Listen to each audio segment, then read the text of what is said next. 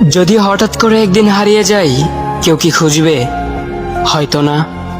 যদি আমার আইডি থেকে ভিডিও পোস্ট করা না হয়, কেউ কি মিস করবে? হয়তো না।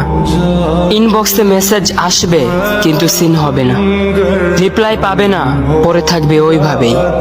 কেউ কেউ হয়তো অপেক্ষায় থাকবে, এই বুঝি আসলো অনলাইনে।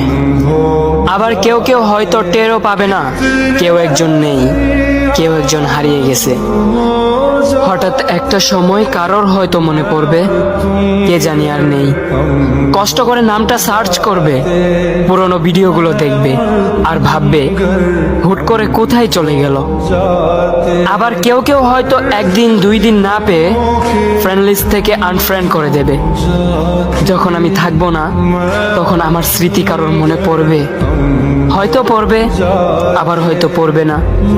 তবে হারাতে হবে, হারাতে হয়, হারিয়ে যাওয়াই নিয়ম।